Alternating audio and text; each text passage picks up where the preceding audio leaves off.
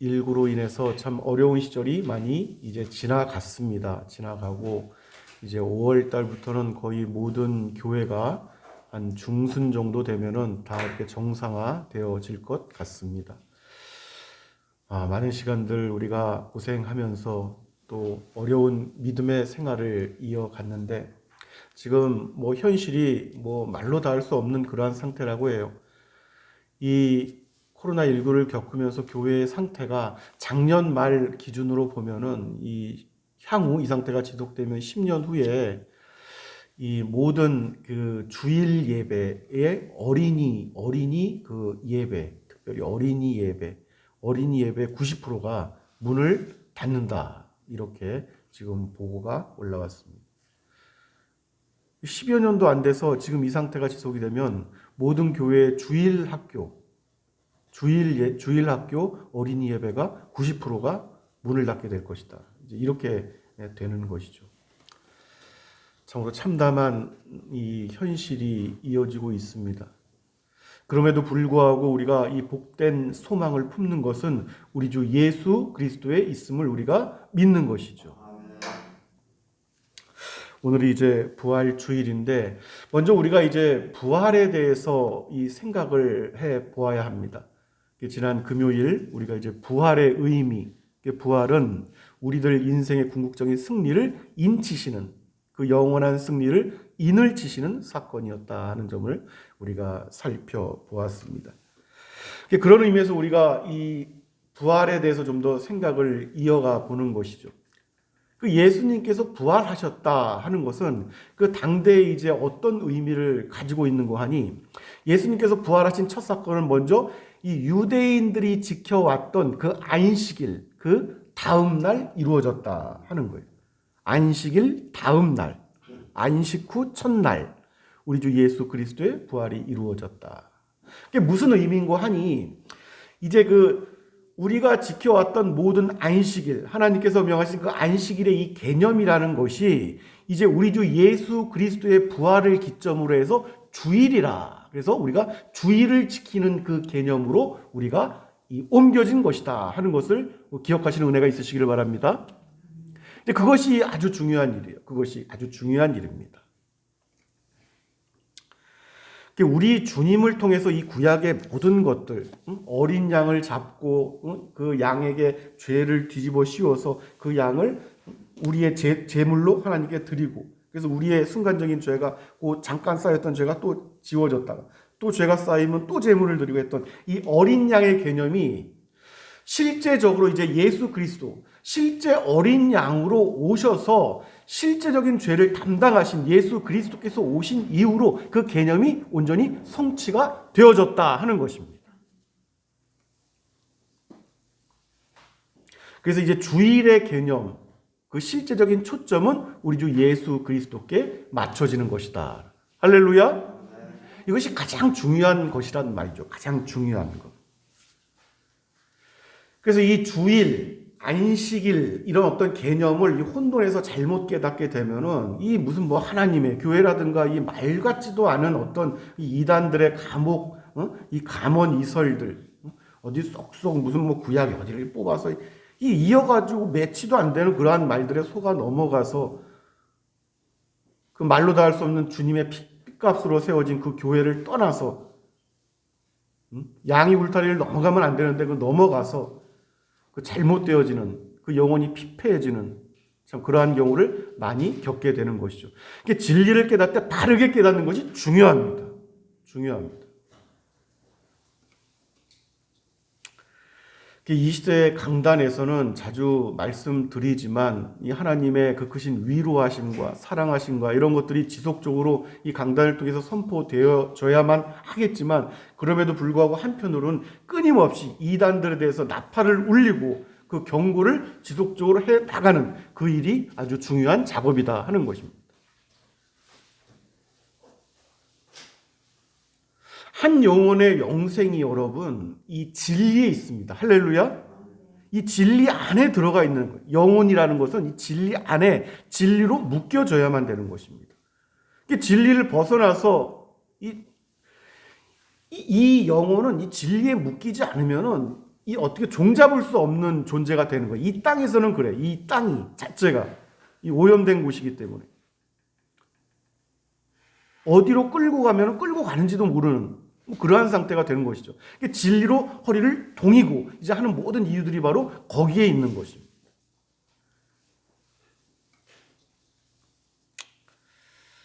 2000년 전에 예수 그리스도께서 이 땅에 오셔서 그때에 이 성경의 모든 어떤 예언의 성취가 이제 그때 시작이 되는 것인데 이 모든 것의 이 궁극적인 어떤 이 성취는 바로 부활에 있습니다. 부활. 할렐루야. 그래서 2000년 그때 전부터 지금에 이르기까지 시대마다 모든 성도들의 모든 목적과 관심은 바로 이 부활에 있는 것입니다. 부활에 참여하는 것. 부활에 참여하는 것. 이것이 전부가 되는 거예요. 더구나 이제 이 세상의 세월에 내 나그네의 연수가 몇 세로다. 야곱이 이야기를 했지만 애굽에 들어갔을 때 자신의 인생의 연수가 이 끝으로 갈수록 이 부활의 소망은 더더욱 우리를 묶어줘야 되는 거예요. 이 부활의 소망이 우리의 더더욱 전부가 되는 것입니다. 이것이 전부인 거예요, 사실은. 할렐루야. 이 땅에서의 세상의 목적은 그렇단 말이에요. 우리가 살아가는 모든 목적이 어찌하든 마지막에 부활에 참여하는 것. 그래서 온전한 일체를 이루는 것. 그러니까 늘 여러분 가슴 아픈 얘기지만 자주 반복할 수밖에 없지만 이 세상은 이 부활이 무엇인지를 알지 못합니다. 우리가 왜 모르는 것인지 그 금요일날 우리가 살펴봤지만 이 세상은 부활이 보지도 못하고 알지도 못하고 듣지도 못하고 깨닫지도 못하니까 이 부활 없는 존재로 그래서 사람은 죽어서 어디로 가는지조차 모르고 자신의 어떤 이후의 삶이 사후가 어떻게 되는지도 모르고 육신이 죽으면 죽었다. 모든 것이 끝났다. 그걸 사후다. 이렇게 얘기를 하니까. 사후라는 개념이 없다니까요. 사후라는 개념이. 그리스도인들에게는. 그러니까 세상은 가엾게도 자신이 그냥 눈으로 본 것. 한 아이가 가령 농장 안에서 그 농장을 벗어나지 못하고 그렇게 살아가게 되면 보는 것이 농장 안에 있는 그게 전부인 것 같아요. 세상에 있는 모든 것이 다 그것이라고 생각하는 것처럼. 이 세상이라는 것이 어느 시골 마을에 작은 개울이 졸졸졸 흐르면은 그런 개울이나 조그마한 어떤 논두렁이나 어떤 조그마한 연못 속에 그 돌 밑에 붙어 사는 아주 작은 생명체들. 그러한 존재에 불과한 것입니다. 조그마한 연못 위에 얼마나 광활한 하늘이 펼쳐져 있고 그 개울 너머에 전 세계 곳곳에 얼마나 거대한 이 폭포수와 같은 거대한 자연 환경과 경관, 거대한 강들, 거대한 호수들 상상도 못하는 것이죠. 상상도 못하는 것이죠. 다슬기, 달팽이 같은 존재들. 눈으로 보고 자기가 붙어있는 바위 이런 것이 세상의 전부인 것이냐. 그것을 지식으로 지혜로 여기고 살아가는 가엾은 존재들. 더구나 부활의 온전한 부활체를 입고 이후의 영생을 살아간다는 것이 그 개념조차 조금도 이 정리가 상상할 수도 없는 세계인 것이죠. 그것은. 사랑하는 여러분, 이미 우리보다 앞서 걸어갔던 믿음의 선진들은 믿음으로 이미 그 세계를 다 보았던 사람들입니다. 지금은 말로 다 할 수 없는 천상의 존재가 돼서 그 모든 영혼의 세계에 실제적인 참여를 하고 있는 사람들. 우리가 믿음의 선조들을 떠올리는 은혜가 있으시기를 바랍니다.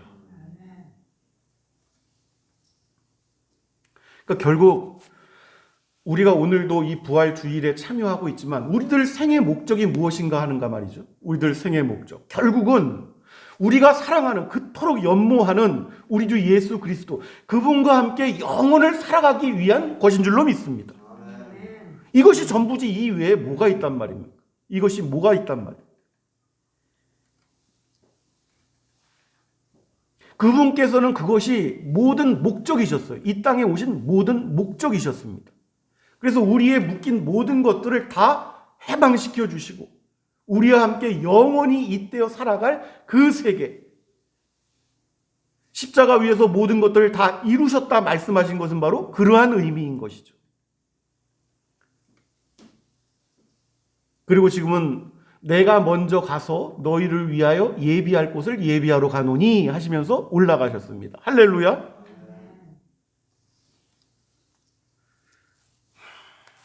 우리가 자주 살펴보는 내용이지만 오늘 그래서 우리에게 주신 이 19절 이 말씀에 보면은 이제 예수님께서 부활하시자마자 이 십자가에 달리시기 전에 그토록 말씀하셨던 모든 것들이 하늘의 얘기였는데, 하늘의 얘기. 그 일을 이제 실제적으로 이루시고 부활하셔서 실제적으로 이제 제자들에게 나타나신 그 장면이 이제 나오는 것이죠. 이날 곧 안식 후 첫날 저녁 때에 제자들이 유대인들을 두려워하여, 다 두려운 것이죠. 모인 곳의 문들을 다 닫았습니다. 닫았더니 예수께서 오사 가운데 서서 이르시되 너희에게 평강이 있을지어다. 할렐루야. 그 장면을 우리가 생각을 할 때 여러분, 그 제자들의 마음을 우리가 떠올려 보는 거예요. 예수님이 그 많은 이적을 일으키시고 정말 세상을 다 호령할 듯한 그러한 우리 주님께서 이제 왕으로 올라가시면은 우리가 무엇을 할 수 있을까? 그러한 꿈을 다 산산조각 내듯이 우리 주님께서 정말 나약한 존재로 십자가 위에서 죽으셨단 말이에요. 그 기세등등하던 이 제자들은 다 무너집니다. 모두 주님께 있었는데 다 무너지고 다 두려운 거예요. 이제 조그마한 어떤 해를도 입을까 두렵다 그러고, 베드로는 내가 주를 위해서라면 이랬던 사람이 내가 주를 모른다고 3번이나 가지고 그냥 목소리를 높여서 부인하고 다 도망가고 그 두려워하는 장면이 나오는데 이때 예수님께서 찾아오셨다 하시는 것이지요. 오늘 장면을 보면은 늘 여러분께 자주 말씀드리지만 이 시대마다 모든 성도들이 부활에 참여하고 부활을 소망하는 바로 그 장면입니다. 예수 그리스도께서 오늘도 우리가 봉독했다시피 부활의 첫 열매 되셨는데 그 부활의 첫 열매 우리가 그 부활, 똑같은 부활로 참여를 하게 되는 거예요. 그것이 모든 소망입니다. 예수님께서 부활하셔서 나타나셔서 이 행동하시고 말씀하시고 이러한 내용들이 모든 이 성도들의 거룩한 묵상으로 이끌어가는 그러한 어떤 거룩한 말씀이 되는 것이죠. 오늘 이 말씀을 보세요. 예수님, 너희가 나를 이제 보는데 이 제자들이 모였는데 제자들이 다 믿지를 못해요. 믿음들이 다 다르니까. 도마 같은 사람은 야, 꿈인가 생신가? 누구보다도 두려워했던 그 모습이, 도마의 모습이 떠오르는데 말씀을 보면 주님, 내가 우리 주님 만져보면 되겠습니까? 내가 주님을 만져보지 않고서는 내가 믿을 수가 없습니다. 그 예수님께서는 믿는 자들만 나를 보고 믿어라. 나를 믿을 수 없고는 믿지 말아라. 이런 말씀이 아니시고, 또 그런 믿음을 가진 친구는 그래 도마야 이리 나와봐. 너 나와가지고 여기다 한번, 내가 여기 못에 이렇게 찔렸는데 여기다 한번 손가락 한번 이렇게 만져봐. 여기만 만지지 말고 아예 여기다 손을 쑥 넣어서 내 허리도 한번 만져봐. 우리 주님께서는. 예수님께서는 다정하십니다. 이런 모습을 보면 다정하시고 배려심이 너무 많으시고 너무 사랑하시는 그 어떤 이 모습을 우리가 느낄 수가 있죠. 그런데 문제는 뭐냐면 도마가 이렇게 만지는 그 실체, 우리가 1차원, 2차원, 3차원이라는 어떤 이러한 개념이라는 것이 이 점이 찍히고 점을 이으면 선이 되고 선이 이어지면 면이 되고 그 면에 공간이 만들어지는 게 이제 1, 2, 3차인데 이 4차원적인 공간이란 말이에요. 4차원적인 공간과 공간을 넘나드는, 이것은 이제 이 땅에 묶여있는 존재들은 이해할 수 없는 어떤 실체죠. 물속에 있는 존재들이 나비의 어떤 이런 존재를 이해할 수 없는 것처럼 우리가 상상할 수 없는 그 실체인데 손으로 이 물건을 만지는 이 존재인데 이 만져지는 것들은 이 막혀있는 것들을 뛰어넘을 수 없단 말이죠. 그런데 우리 주님께서는 만져지는 실체의 존재임에도 불구하고 이 공간을 다 문을 닫았단 말이에요. 그 공간을 뛰어넘는 그러한 이 존재가 바로 부활체란 말이에요. 할렐루야. 이것은 여러분 이 상상할 수도 없는 어떤 그러한 일들입니다. 우리가 훗날 이 만왕의 왕 예수 그리스도와 함께 연합하여 왕처럼 모든 이 피조 세계를 함께 다스림에 참여할 존재들인데 상상할 수도 없는 그 부활체. 그러니까 이 부활체를 보는 순간 부활체를 알지 못하는 존재들은 허리가 꺾여져서 차마 볼 수 없고 눈도 멀 정도의 이 존재란 말이죠. 사도 바울이 그냥 거꾸로 지고 했던 것들이 사도 바울이 반모섬에서 그냥 그냥 눌려가지고 그냥 꼬꾸라지죠. 사도 요한. 이 모든 것들을 이제 부활이라는 개념으로 우리 이렇게 생각을 해 보는 거예요.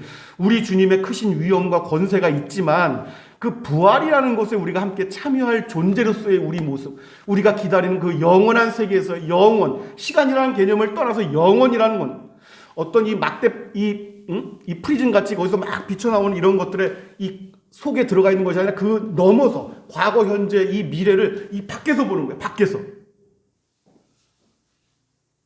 이 부활이라는 개념은 이 상상하기가 어렵습니다. 어떤 신학적인 개념으로 뭘 책적인 어떤 이렇게 이해하는 정도의 개념이 아니라 정말 말씀을 통해서 깊이 있게 통찰하고 생각하고 묵상하면 묵상할수록 이 말로 다 할 수 없는 은혜가 있는 것입니다. 있는 것입니다. 시대마다 우리를 앞서갔던 이 믿음의 선진들이 그토록 톱으로 키고 칼로 위협하고 뭘 자르고 이런 모든 것들의 고난을 넘어설 수 있었던 것은 이 부활에 어떻게 하든 참여하고자 하는 소망 때문인 것입니다. 내가 사랑하는 예수 그리스도, 내 주님.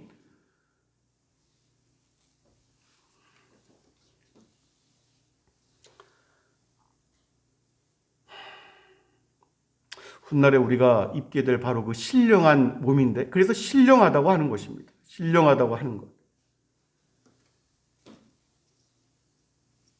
이 땅에 먼저 예수 그리스도를 소망을 품고 잠자는 영혼들이, 잠자는 육신, 이 육신이 나중에 다시 부활의 하나로, 부활체로서 하늘의 천상의 영혼과 하나가 되어서 온전히 하나가 된다. 하나가 된다. 바울이 여러분 그 소망을 꿈꾸던 이 소망의 제목이 모든 이 세대, 시대마다 성도들의 소망, 똑같은 소망이 된 거예요. 바울이 꿈꾸던 그 소망. 빌립보서 3장 10절 11절 말씀 늘 여러분께 소개해 드립니다만, 내가 그리스도와 그 부활의 권능과 그 고난의 참여함을 알고자 하여 그의 죽으심을 본받아 어떻게 해서든지 죽은 자 가운데서 부활에 이르려 하노니. 할렐루야. 이게 모든 소망이란 말이에요. 이것이 모든 소망입니다.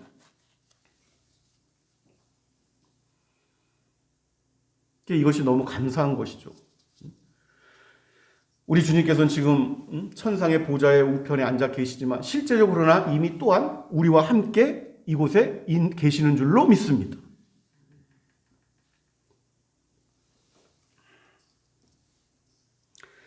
그러니까 이 부분을 성도들이 시대마다 늘 반복해서 떠올린 거예요. 특별히 옥에 갇히거나 자신의 어떤 육신이 이 제약을 받거나 제한될 때마다 늘 이 장면을 떠올렸습니다. 그때 더 큰 은혜가 되는 거예요. 육신의 불편함이 있고 육신이 갇힌 바 되고 육신이 힘겨울 때마다 이 부활에 대한 소망은 더더욱 커질 수밖에 없었다 하는 것이죠.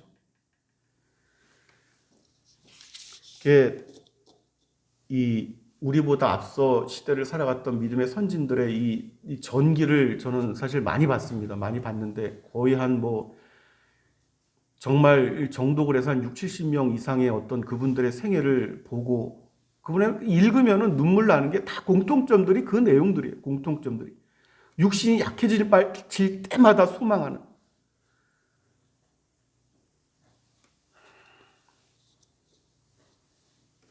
영혼이라는 것은 꼭 이 성도들의 생각이 이제 지금 많이 바뀌었겠지만은 꼭 이 땅에서 어떤 육신의 목숨이 끊어져야지만 나중에 이 영혼이 영원에 시작된다. 그렇지가 않습니다.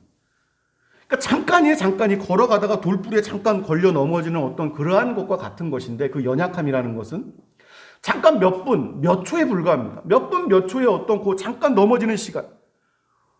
영혼을 이미 살아가고 있는 것입니다. 잠시 불편한 육신과 함께. 할렐루야. 이미 영혼은 시작됐단 말이죠. 이미 영혼은 시작되었다. 그 영혼이 이미 시작된 존재들은 육신이 한시적으로 묶여있는 세상의 사고방식과는 다르다는 거죠. 한시적으로 묶여있는 것들을 얻기 위해서 살아가는 존재들과는 다르다는 것이죠. 할렐루야.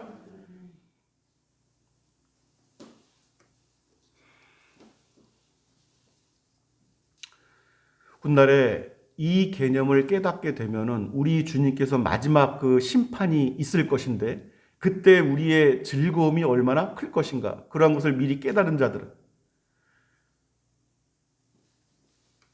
예수 그리스도 만왕의 왕이신 그분과 함께 영원한 다스림, 영원한 세계. 이것은 여러분 말로 다 할 수 없는 복된 소망이 되는 것입니다. 그것이 바로 부활이라는 것이죠. 부활의 존재로서. 우리가 이 부활, 이 사도 바울이 그래서 성도들에게 그토록 알기를 원했던 부활이라는 것이 무엇인가에 대해서 우리가 좀 더 깊이 자주 이렇게 돌아볼 필요가 있습니다. 오늘 그래서 말씀을 좀 우리가 좀 살펴보고 마치려고 하는데 고린도전서 여러분 15장 한번 봅시다. 고린도전서 15장 한번 찾아보세요. 고린도전서 15장 282페이지 신약성경 고린도전서 15장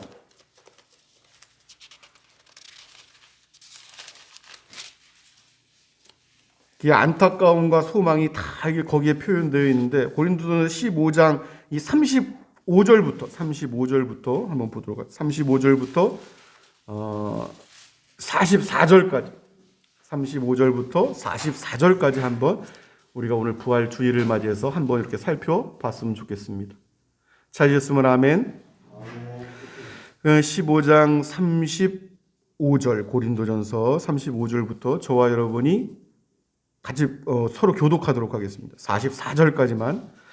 누가 묻기를 죽은 자들이 어떻게 다시 살아나며 어떠한 몸으로 오느냐 하리니 어리석은 자여 내가 뿌리는 씨가 죽지 않으면 살아나지 못하겠고 또 내가 뿌리는 것은 장래 형체를 뿌리는 것이 아니요 다만 밀이나 다른 것의 알맹이 뿐이로되 하나님이 그 뜻대로 그에게 형계를 주시되 각 형제에게 그 형체를 주시니라. 육체는 다 같은 육체가 아니니 하나는 사람의 육체요 하나는 짐승의 육체요 하나는 새의 육체요 하나는 물고기의 육체라. 하늘에 속한 형체도 있고 땅에 속한 형체도 있으나 하늘에 속한 것이 영광이 따로 있고 땅에 속한 것이 영광이 따로 있으니 해의 영광이 다르고 달의 영광이 다르며 별의 영광도 다른데 또한 별과 별의 영광이 다르도다.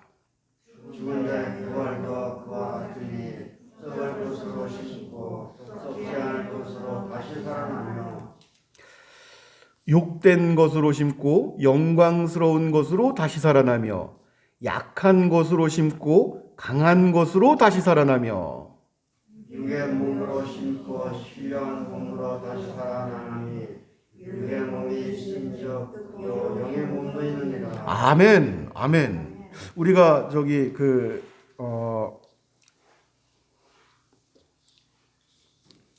그러니까 우리가 한 가지 생각을 해야 되는 거, 육체가 다 같은 육체가 아닌데, 응? 하나는 사람의 육체요, 하나는 짐승의 육체, 하나는 새의 육체요, 하나는 물고기의 육체다. 이 육체에 속한 내용들을 이렇게 예를 들면서 설명을 하고 있는데, 육의 몸으로 심고 끝나는 사람이 있어요. 육의 몸으로 심고 끝나는 사람. 근데 육의 몸으로 심는다는 개념을 잘 이해를 해야 됩니다. 육의 몸으로 심는 것이 잘못되면은 그 영의 몸으로 다시 살아나는 것이 이 잘못될 수가 있어요. 자신의 기대와는 다를 수가 있다는 거예요. 이게 영광과 영광이 다른 것입니다. 같은 별인데 별과 별의 영광이 또 달라요. 별과 별의 영광이 달라요. 해와 달의 영광이 또 다르고 그 빛나는 것도 다르고 이 모든 것들은 여러분 이 구약에도 다 이 예언 소위 예언서라고 하는 부분들 이 부분들에도 많이 나타나지만 이 사도 바울을 통해서 부활 이후에 어떤 일들이 있을 것이며 부활 이후의 존재들에 대해서 이 아주 직관적으로 이 말씀하는 내용이 있고 또 어떤 비유적으로 나타나는 말씀들이 있습니다. 이 내용들을 우리가 이 시간이 또 되고 할 때에 우리가 자주 이렇게 들여다보고 또 묵상도 하고 또 여러분께 자주 소개해 드리고자 하는 그러한 마음도 바로 그래서 연휴가 되는 것이죠. 우리가 이 부활 주일날 특별히 이 부활에 대해서 특별히 또 금요일 날 우리가 살펴보고 오늘 또 주일에 이어서 살펴보았는데 늘 우리들 인생의 마지막 여정길 끝날 때까지 이 복된 부활의 소망으로 충만하게 하시기를 예수 그리스도의 이름으로 축원합니다.